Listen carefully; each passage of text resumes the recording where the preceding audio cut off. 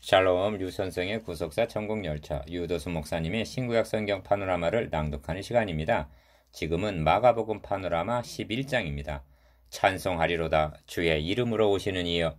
요절은 9절 앞에서 가고 뒤에서 따르는 자들이 소리 지르되 호산나 찬송하리로다 주의 이름으로 오시는 이여.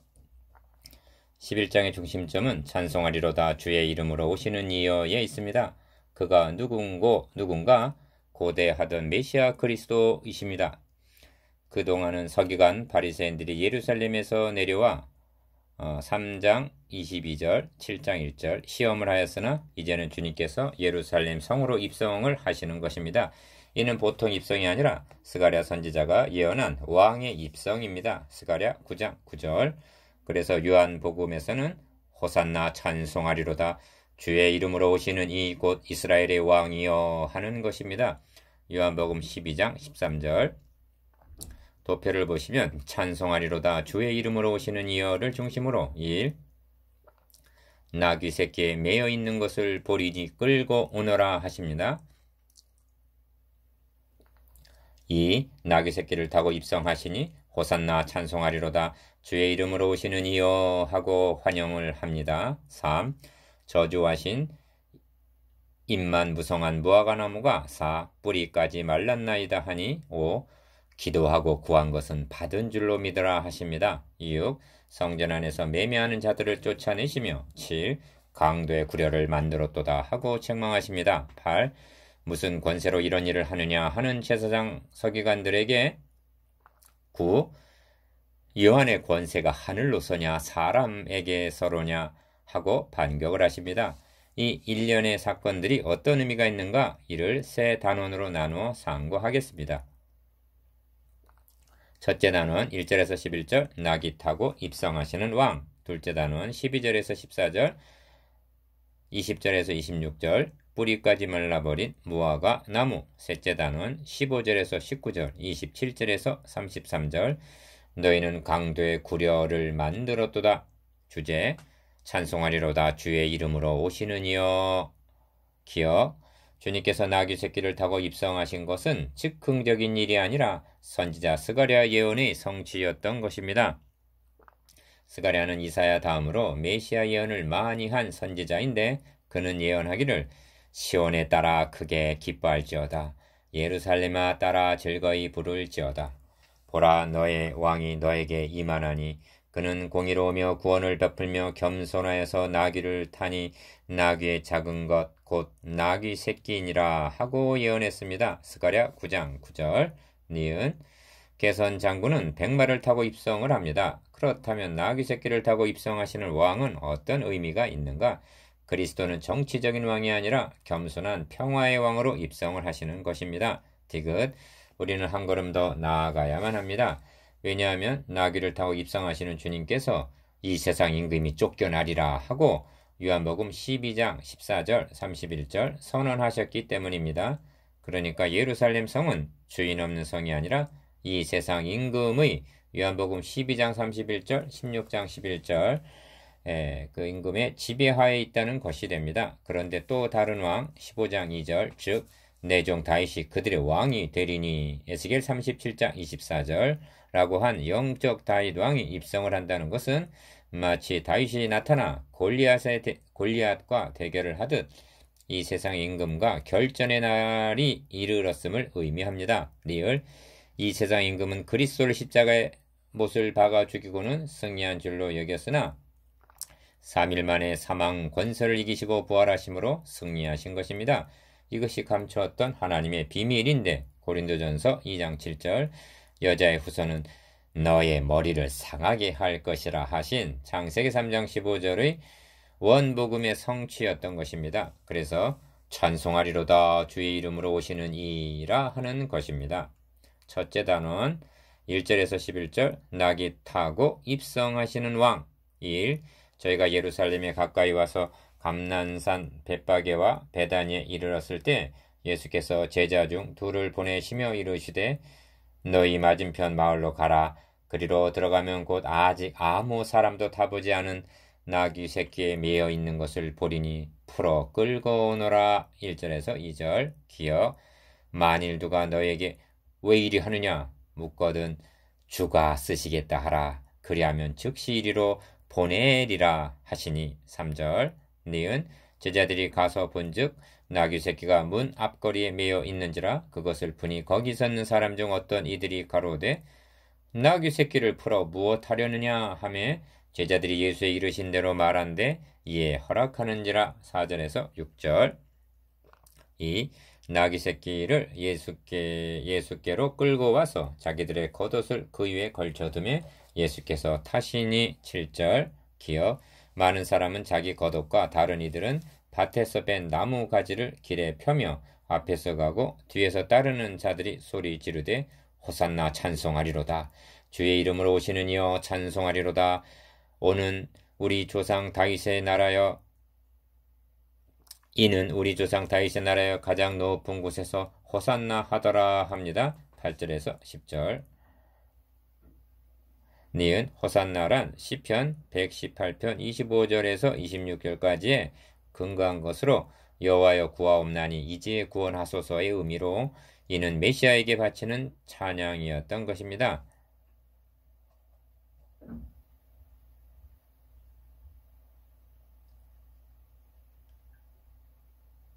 디귿 여리고의 소경 거지 바디메오는 다윗의 자손 예수여 하고 외쳤는데 무리들은 우리 조상의 나라여 호산나 하고 메시아 왕국이 이르렀음을 외치고 있는 것입니다. 리을 한 가지 언급하고 넘어가야 할 점은 나귀의 구속사적 의미입니다. 왜냐하면 하나님께서 나귀의 첫 새끼는 다 어린 양으로 대속할 것이요 그렇게 아니하려면 그 목을 꺾을 것. 출애굽기 13장 13절 즉 죽이라고 말씀하셨기 때문입니다. 왜 어린 양으로 대속하라 하시는가? 부정한 짐승으로 분류되기 때문입니다. 그런데 주님께서 이 나귀 새끼를 타시고 예루살렘 성으로 입성을 하시다니. 미음 주목할 점은 나귀 새끼는 다 어린 양으로 대속할 것이라는 언급이 유월절 어린 양으로 이스라엘 백성들을 대속하신 문맥에서 주어지고 있다는 점입니다.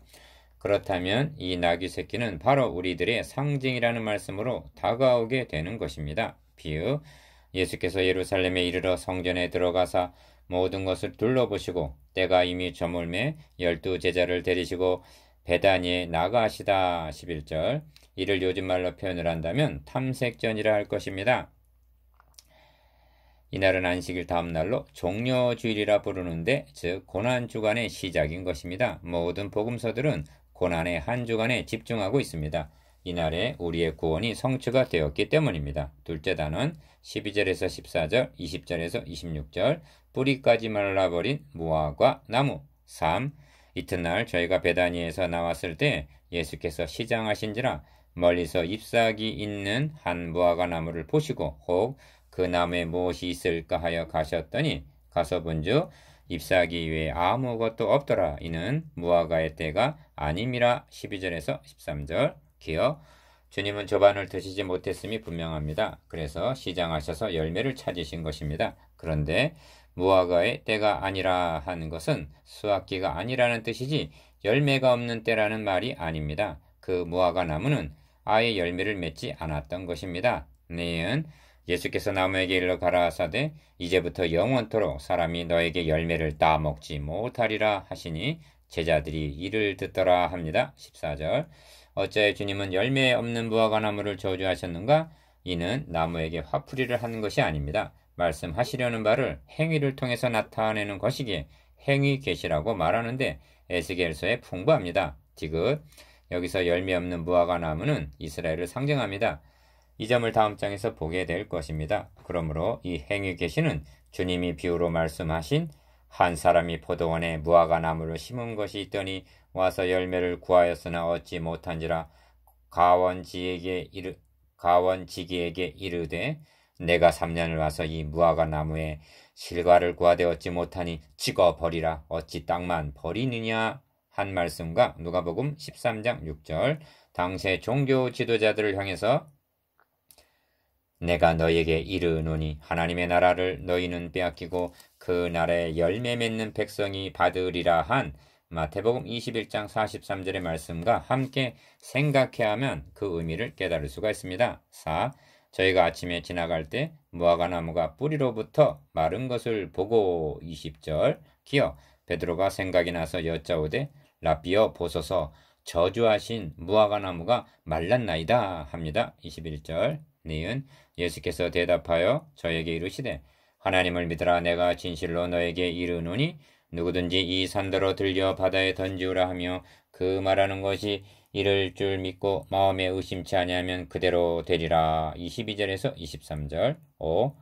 그러므로 내가 너에게 말하노니 무엇이든지 기도하고 구하는 것은 받은 줄로 믿으라. 그리하면 너에게 그대로 되리라. 24절 기억 서서 기도할 때 아무에게나 혐의가 있거든 용서하라. 그리하여 하늘에 계신 너희 아버지도 너희 허물을 사하여 주시리라 하십니다. 25절 그러면 기도의 능력을 보여주기 위해서 열매 맺는 무화과 나무를 저주하셨단 말인가? 아닙니다. 이는 저들이 이해할 수 있는 인식 수준에서 하신 교훈일 뿐입니다. 니은 주님은 제자들의 발을 씻어 주시면서도 나의 하는 것을 너가 이제는 알지 못하나 이후에는 알리라 하셨습니다. 요한복음 13장 7절 제자들도 뿌리까지 말라버린 무화과 나무가 무엇에 대한 상징인가를 후에 알았을 것입니다. 참고 요한복음 2장 22절 셋째 단원 15절에서 19절 27절에서 33절 너희는 강도의 구려를 만들었도다. 이윽 저희가 예루살렘에 들어가니라 예수께서 성전에 들어가사 성전 안에서 매매하는 자들을 내어 쫓으시며 돈 바꾸는 자들의 상과 비둘기 파는 자들의 의자를 둘러보시며 아무나 기구를 가지고 성전 안으로 지나다님을 허치 아니하시고 15절에서 16절 기억 이를 성전 정화로만 여긴다면 미흡한 일입니다. 이제 성전이 정화되었으니 흠없는 양으로 하나님 앞에 제사를 드리라는 뜻이란 말인가? 아닙니다. 여기에는 개혁의 의미가 있었던 것입니다. 히브리서 9장 10절 7 이에 가르쳐 이르시되 기록된 바 내 집은 만민의 기도하는 집이라 칭함을 받으리라고 하지 아니하였느냐?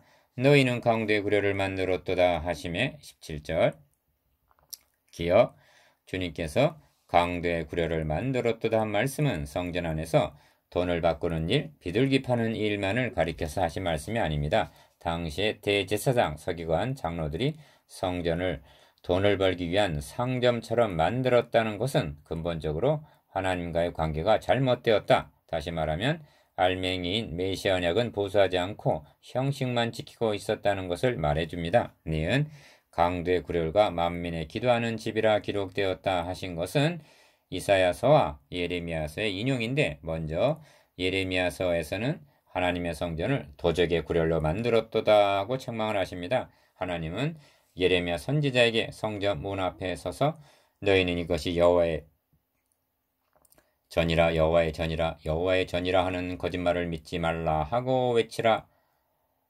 명하십니다. 그리고는 내 이름으로 일컬음을 받는 이 집이 너희 눈에는 도적의 구렬로 보이느냐 하신 것입니다. 예레미야 7장 4절 11절 어찌하여 예루살렘 성전이 아니라 도적의 구렬이 되었단 말인가? 메시아 언약을 버리고 우상을 숭배했기 때문입니다. 디귿 다음은 이사야서에 기록된 말씀인데 이는 이방인의 구원과 결부하여 하신 말씀입니다. 나의 언약을 굳게 지키는 이방인마다 내가 그를 나의 성산으로 인도하여 기도하는 내 집에서 그들을 기쁘게 할 것이며 그들의 번제와 희생은 나의 단에서 기꺼이 받게 되리니 이는 내 집은 만민의 기도하는 집이라 일컬음이 될 것임이라 하셨습니다. 이사야 56장 6절에서 7절 이는 그리스도를 통한 회복의 문맥에서 하신 말씀입니다.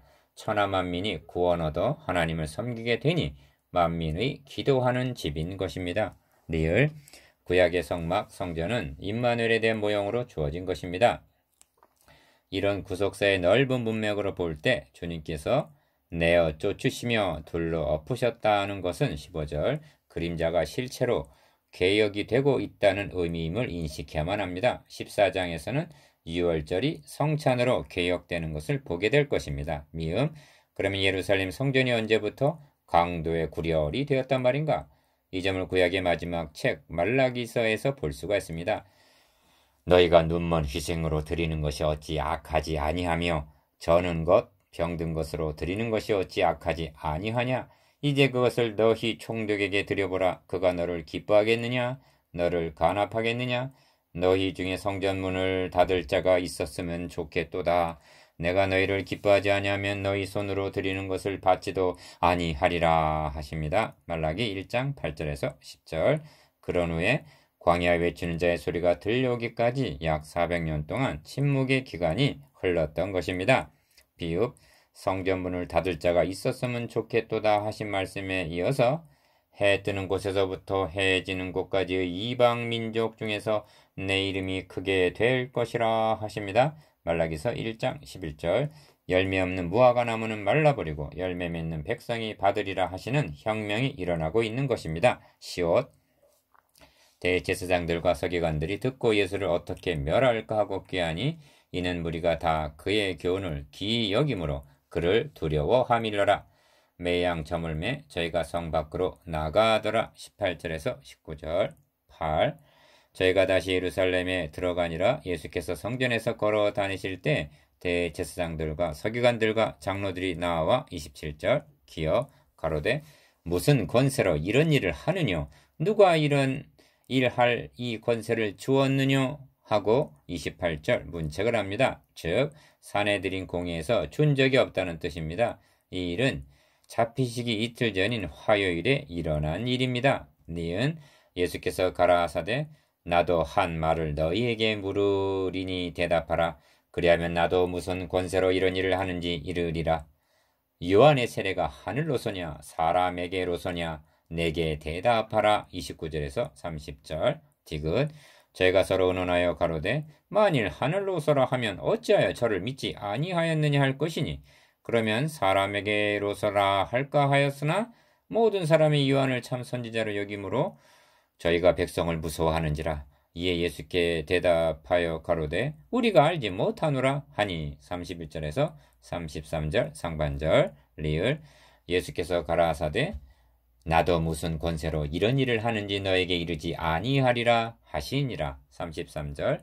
어찌 보면 주님은 궁지에 몰릴 수도 있는 처지에서 절묘하게 반격을 가하신 것입니다. 주님의 말씀 속에는 나는 사람이 준 권위로 하는 것이 아니라 하나님 아버지께서 주신 권위로 하고 있다는 의미가 들어있는 것입니다. 그렇습니다. 하나님께서는 이는 내 사랑하는 아들이니 너희는 저의 말을 들으라 하신 것입니다. 9장 7절. 이런 맥락에서 목회자의 권위도 하늘의 권위냐 사람의 권위냐에 있습니다. 그리고 그 권위는 그가 선포하는 말씀을 통해서 드러나는 말씀의 권위입니다. 예루살렘에 입성하셔서 벌어진 첫 라운드에서 주님은 제사장, 서기관, 장로 즉 공회원들을 한판으로 물리치신 것입니다. 9. 묵상해 보겠습니다. 기어 낙이 타고 입성하신 구속사적 의미에 대해서 니은 뿌리까지 말라버린 무화과 나무의 상징성에 대해서 디귿 강도의 구려를 만들었다는 구속사적 의미에 대해서